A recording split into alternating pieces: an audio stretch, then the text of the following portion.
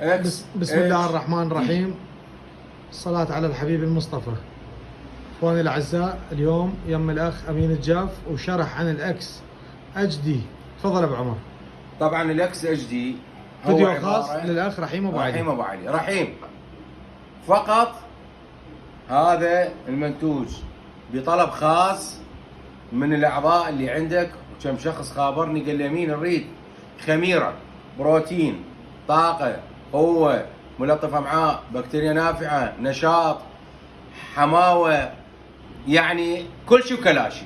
نريد منتوج من نطي يطير دعابل خرز الضرق ماله، ومن يجي طير ما يحتاج نطي اي شيء غير هذا على الاكل فقط.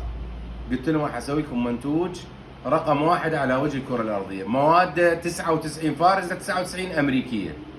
هذا المنتوج اخوان تستخدم، شوفوا بعينك وبعدين احكم. الجواب ما ترى ما لا تسمعوا.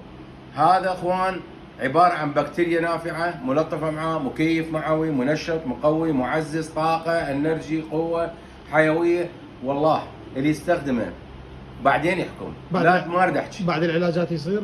هو لازم بعد العلاج النطي وبالمجيء من الحمام تعطيه كطاقه وقوه وبروتين للحمام، كنشاط للعضله، كبناء للجسم، يعني ريكفري اعاده جدا. نعم. فالشيء رقم 1. وزنه 700 تقريبا 700 غرام. خصنص فقط الرحيم ابو علي هذا 700 غرام. هذا فقط اللي اخونا الرحيم ابو علي سوينا، لانه كان اكو ناس مستخدميه قبل ويريدوه هسه، فقالوا امين دزنا رحيم. تحياتنا واحترامنا للجميع. فيديو خاص لاخونا رحيم ابو علي، وتحياتنا للجميع وكلاء امين الجاف. اكس اتش دي، تحياتنا.